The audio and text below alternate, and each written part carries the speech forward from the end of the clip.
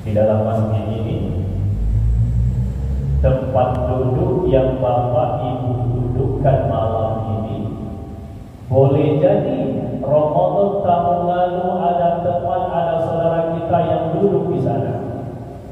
Malam ini sudah almarhum, almarhumah. Assalamualaikum warahmatullahi wabarakatuh.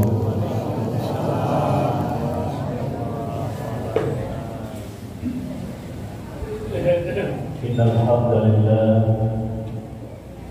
nahmaduhu wa nasta'inuhu wa nastaghfiruh wa na'udzu billahi min shururi anfusina wa min sayyiati a'malina. May yahdihillahu fala mudilla lahu wa may yudlilhu fala hadiya lahu. Asyhadu an la ilaha illallah wahdahu la syarika lahu wa asyhadu anna Muhammadan abduhu wa rasuluh. Allahumma shalli wa sallim ala nabiyyina wa rasulina Muhammad wa ala alihi wa ashabihi Rasulillah ajma'in. Qala Allah Ta'ala fi Kitabil Karim, A'udzu billahi minasy syaithanir rajim. Ma 'indakum yanfa'u wa ma 'indallahi baqin. Shadaqallahul 'azim. Alhamdulillah atas izin Allah Subhanahu wa taala, malam ini Allah masih mentakdirkan kita untuk hadir menunaikan ibadah salat Isya berjamaah. Dan insyaallah akan dilanjutkan dengan salat tarawih dan witir berjamaah pula.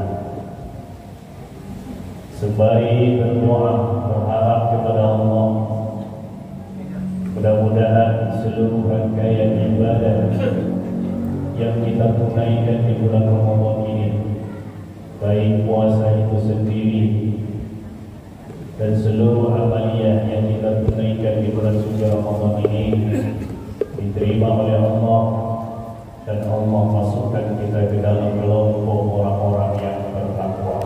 Amin ya Allah ya Rabbal Alamin. Salawat dan salam cinta selalu tercurah buat baginda Rasulullah Muhammad sallallahu alaihi wasallam. Allahumma shalli ala Muhammad wa ala ali Muhammad. Bapak pengurus, bapak-bapak, ibu-ibu yang dimuliakan Allah, yang dimuliakan guru-guru kita, ustaz-ustaz kita, buya kita, yang insyaallah semuanya dimuliakan oleh Allah Subhanahu wa taala. Bapak Ibu sehat? Bapak Ibu sehat? Pikiran sehat? Hati sehat? Kantong sehat? Bagi yang kantongnya sakit, aku doakan keluar dari masjid ini, semoga Allah cukupkan rezekinya, Allah lunasi hutang-hutangnya. Yang kancam aminnya, yang banyak hutang. Alhamdulillah, malam ini kita cukup ramai berimbang kayaknya ibu dengan bapak-bapak. Banyak ibu-ibu, banyak bapak-bapak ya. Luar biasa. Biasanya yang rekor di banyak masjid itu ibu-ibu, ya Bu. Yang rajin yasinan siapa? Ibu. Yang rajin pengajian majelis taklim ibu. Yang rajin Bapak ya, Ibu.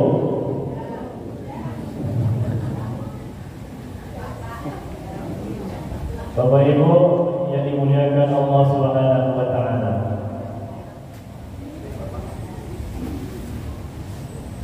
Kapan sesuatu itu menjadi bermakna dalam kehidupan kita? Kapan sesuatu itu menjadi bermakna dalam kehidupan kita? Pertama, kita harus sadar bahwa sesuatu itu adalah sangat mahal dan sangat berharga. Bapak Ibu,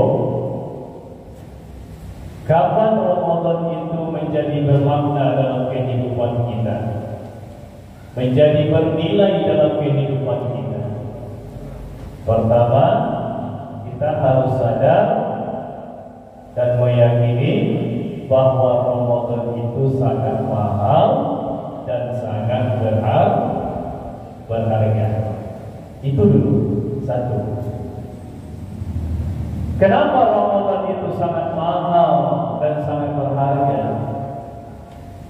Banyak alasan. Di dalamnya terdapat ampunan Allah Subhanahu wa taala. Di dalamnya ada malam Lailatul Qadar, malam yang lebih baik dari 1000 bulan. Di dalamnya diturunkan Al-Qur'anul Karim. Di dalamnya apabila kita baca setiap huruf dari Al-Quran itu, Allah balas dengan 10 kebaikan, dilipat gandakan 30 sampai 70 kebaikan. Di dalamnya juga seluruh amalan kita Allah lipat gandakan pahalanya. Jadi kenapa Ramadan itu sangat bernilai, sangat mahal dan berharga? Karena di dalamnya banyak keutamaan. Kenapa ada seorang muslim di bulan Ramadan tidak puasa? Karena tidak menganggap Ramadan itu bermakna, punya nilai, berharga dan sangat mahal. Makanya ada seorang muslim itu di bulan Ramadan tidak puasa karena tidak menganggap ada makna di dalamnya. Bapak Ibu yang dimuliakan Allah Subhanahu wa taala, selama langit dan bumi ini berdiri, bulan Ramadan itu pasti datang. Setiap tahun, selama bumi dan langit ini berdiri, bulan Ramadan itu pasti hadir. Tapi kita belum tentu hadir di dalamnya. Betul tak, Bu? Apa buktinya? Ada saudara kita, sahabat kita, teman kita, kerabat kita, 4 hari lagi memasuki bulan suci Ramadan, ajal lebih dulu memanggil. 4 hari lagi memasuki bulan suci Ramadan, banjir bandang lebih dulu memanggilnya. Tanah longsor lebih dulu memanggilnya.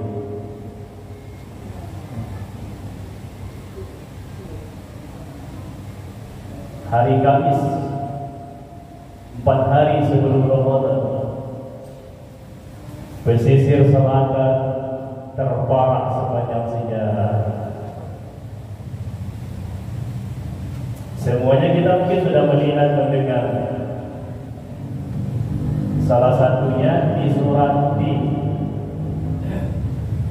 Mudiak Suranti, namanya Kampung Langgai. Ada 11 korban. Satu di antaranya Ustadz kita, Pak Nasir. Ustadz Irwan. Beliau singgah sholat di masjid itu. Habis sholat istirahat, langsung masjid itu runtuh, dihancurkan oleh air sungai berangkat sama beliau sekaligus. Masjid itu tidak menyisakan puing di tempat itu. Sengnya entah di mana, dinding-dinding masjidnya entah di mana, tiang masjidnya entah di mana, tidak ada tersisa. Yang tersisa hanya fondasi. Nama masjid itu Darul Ihsan. Di mana jenazah Ustaz Irwan itu ditemukan? Tuh jauh di Muara Suranti, dekat bagan banyak itu di bawah jembatan itu, di pinggir pantai, 29 kilo di bawah arus sungai dari Langkai. 10 orang lainnya ada yang hanyut, ada yang tertimbun longsor. Bahkan sampai hari ini Bapak Ibu, satu keluarga belum juga terangkat jenazahnya. Kenapa? Timbunan gunung, timbunan tanah yang membunuh. Kalau dicoba pakai manual, pakai cangkul, tidak sanggup. Pakai alat berat, akses alat berat tak masuk. Kawan-kawan, Pak acara pengajian. Alhamdulillah, konon kabarnya Pak sudah mulai alat berat masuk, alat kecil itu. Makanya kemarin Langkai bergeser ke hilirnya, batu bala dan kampungnya parah. Musola hanyut, rumah-rumah banyak yang hanyut, rusak ringan, rusak berat. Bergeser lagi ke hilirnya Kayu Arum, tempat kita ketemu. Bergeser lagi ke hilirnya Ampalu, kampung Ampalu, parah. Bergeser lagi ke hilirnya Gantian, juga parah. Kok Ustaz tahu kampung apa di situ? Di Kayu Arum itu tanah pun pakai jalan kampung.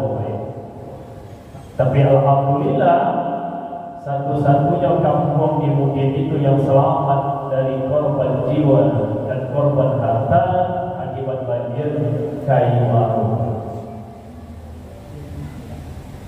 Sebuah keajaiban berhasil.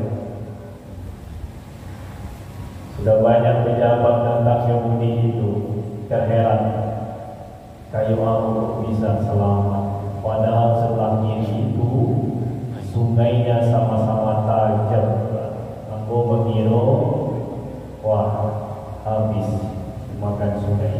Ya alhamdulillah, satu-satunya kampung di Mungkin itu yang selamat Kayu Arum. Langkai, Batu Bala, Ampalu, Gantian, parah. Makanya kemarin aku minta bantu sama pengurus untuk disampaikan pada jemaah. Pak pengurus, aku minta tolong untuk membuka hati, ibu hati jemaah, membantu saudara-saudara itu yang ada di Suranti maupun di mana saja terdampak banjir itu. Kenapa Bapak Ibu? Duka saudara kita adalah duka kita bersama.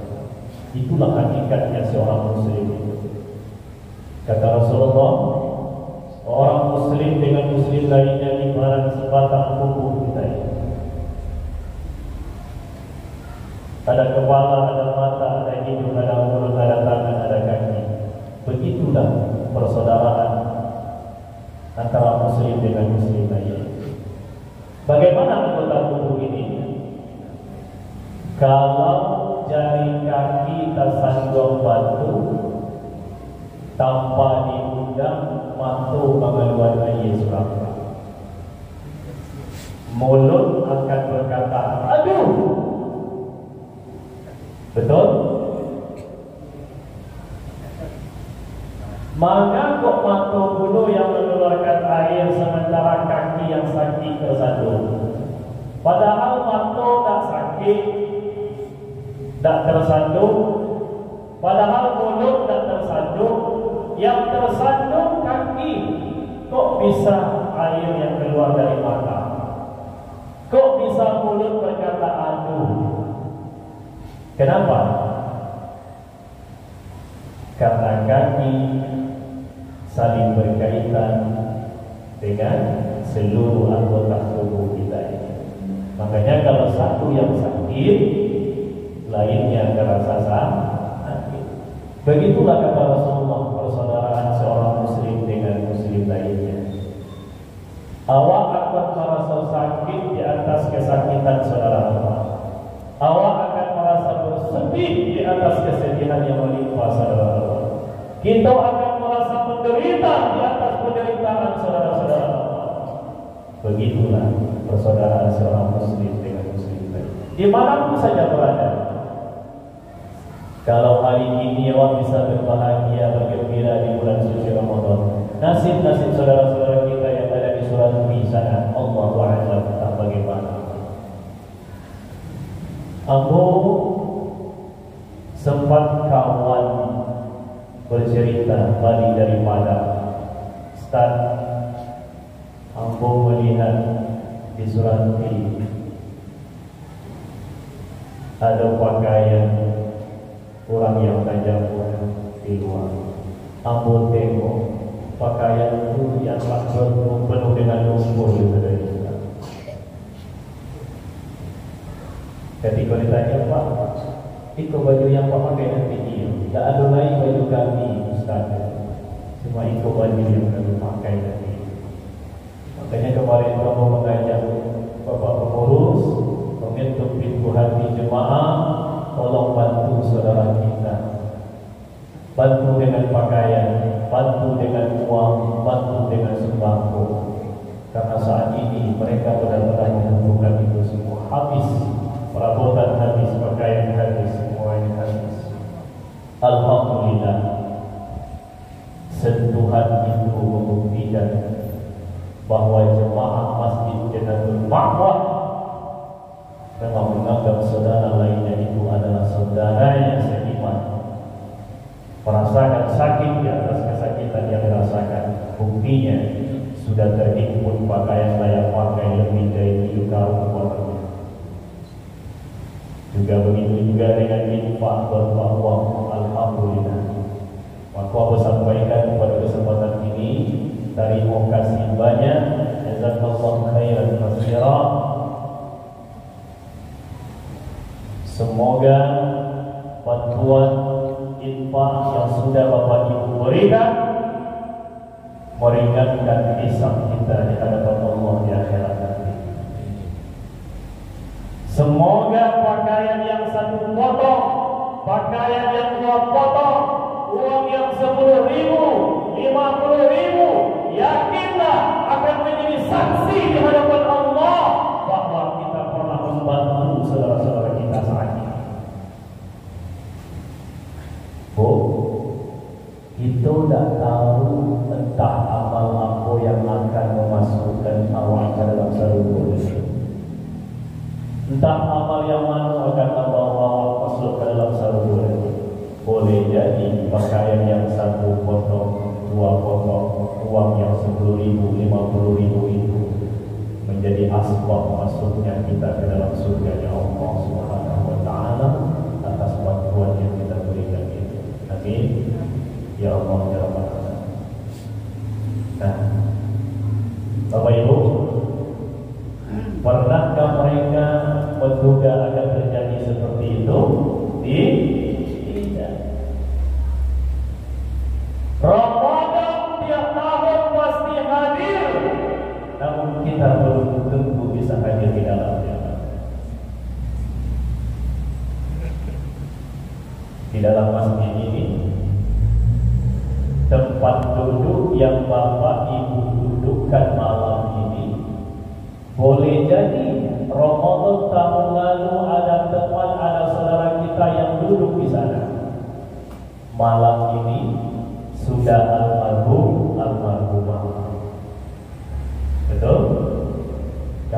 bisa tikar-tikar masjid ini bersaksi, berbicara bahwa dulu pernah ada orang yang duduk di situ, malam ini tidak ada lagi bersama kita. Makanya Bapak Ibu, hati-hatilah duduk di tempat yang Bapak Ibu dudukkan nanti. Ambo tak pada kuih Pak. Boleh jadi malam iswa ada puluh kawan awak yang menggantian sampai ke Bapak Ibu ini. Itu sudah almarhumah. Remil itu Pak. Jadi Bapak Ibu,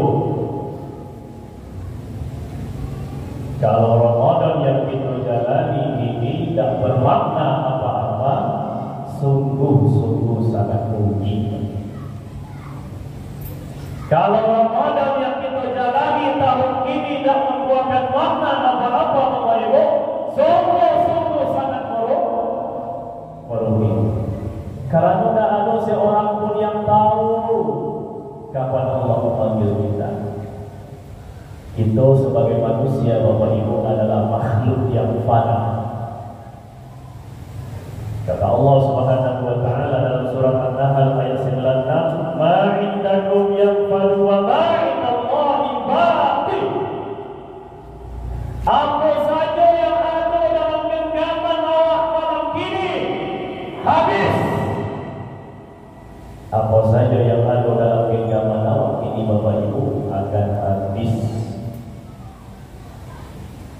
Kulit yang tadinya mulus habis, akan tinggal keriputnya. Rambut yang tadinya hitam habis, mulai rontok dan memutih. Gigi yang tadinya kuat habis, mulai rontok dan ompong. Penglihatan, pendengaran yang tadinya tajam habis, mulai kabur dan pekak. Oleh karena itu, Bapak Ibu, apa yang ada dalam genggaman kita hari ini habis. Maka poin pertama yang ingin Ustaz sampaikan, agar Ramadan itu lebih bermakna, caranya bagaimana? Sadari, yakini bahwa ini adalah Ramadan yang terakhir bagi kita. Datang waktu sahur, ini sahur yang terakhir bagi aku.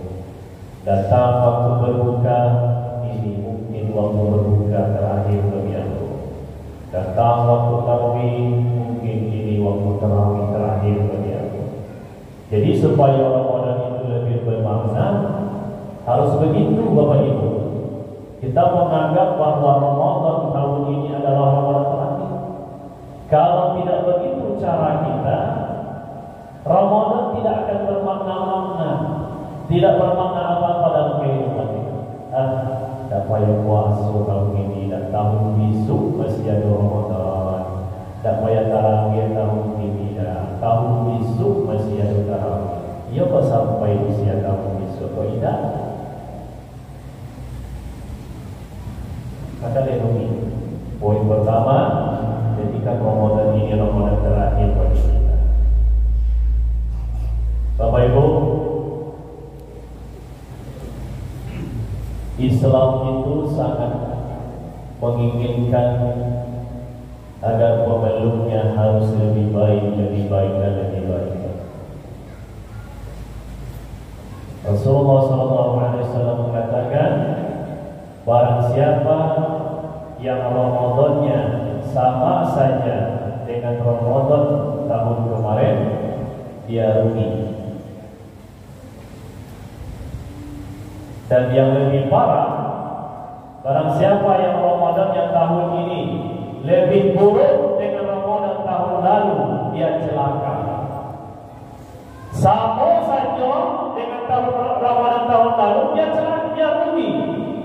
Apalagi yang lebih buruk Ramadan yang tahun ini, dia celaka. Jadi ada beberapa muslim itu yang Ramadannya amalannya sama saja dengan Ramadan tahun lalu. Badan bertambah tubuh, usia makin sakit, amal-amalnya tak ada kemajuan, tak ada progres, stagnan, rata di situ saja. Sementara usianya makin sakit, itu rugi, Pak. Dan yang lebih parah, usia makin sakit, tapi amalannya makin sedikit, amalannya makin berkurang. Itu celaka, kata Rasulullah SAW. Bapak Ibu yang dimuliakan Allah Subhanahu wa Ta'ala. Jadi kalau ingin Ramadan itu lebih bermakna, maka kita harus meyakini bahwa Ramadan ini adalah Ramadan terbaik. Kita harus maksimalkan, kita harus optimalkan beramal soleh, beribadah kepada Allah Subhanahu wa Ta'ala. Satu. Yang kedua, mari kita jadikan Ramadan ini untuk latihan, bulan latihan bagi kita, untuk merubah karakter awak menjadi lebih soleh, menjadi lebih baik, menjadi lebih elok. Jadikan Ramadan tahun ini merubah karakter awak untuk jadi orang lebih elok, lebih soleh, lebih baik. Jangan sampai lebih buruk. Bapak Ibu, akan sangat indah bila nanti Bapak meninggal. Mohon maaf, bukan mau mendoakan Bapak sampai meninggal. Akan indah nanti bila waktunya Bapak meninggal, lalu istri berkata kepada anak-anaknya, wahai anak-anakku semuanya, kalau kamu sudah besar nanti, contohlah ayahmu nanti. Orangnya jujur, orangnya soleh, sholatnya terjaga, rajin datang ke masjid, rajin bangun di awal subuh, orangnya dermawan. Kalau kamu sudah besar nanti, nak, contohlah ayahmu. Bu, Pak, kita akan menjadi tutur kata yang baik bagi orang-orang yang hidup setelah kita tiada. Kenapa kita menjadi tutur kata yang baik bagi orang-orang yang hidup setelah kita tiada?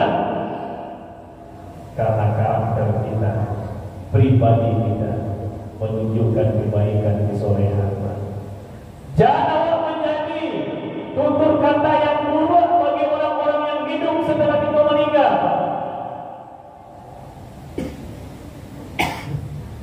Jangan menjadi tutur kata yang buruk bagi orang-orang yang hidup setelah kita meninggal. Nah, kapan kalau gadang jadi contoh kayak kapan? Kenapa, Ma? Ayahku supaya tidak puasa indah masjid malih yang suka mabuk bajuri masak nomor togel. Kalau gadang jadi contoh kayak kapan? Parah ya. Dan sampai yang wanita parah-parah itu kalau meninggal. Paham Bapak Ibu tuh?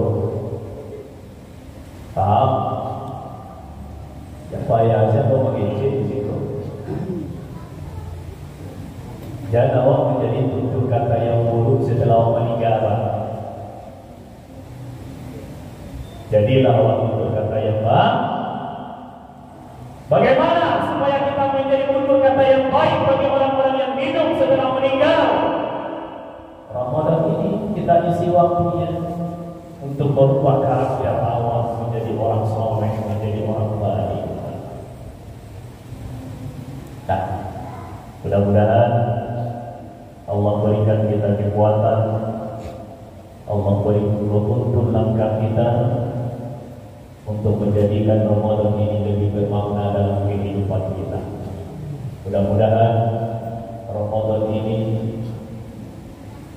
memberikan pengaruh besar dalam kehidupan kita untuk menjadi orang-orang yang lebih baik dari hari ke hari.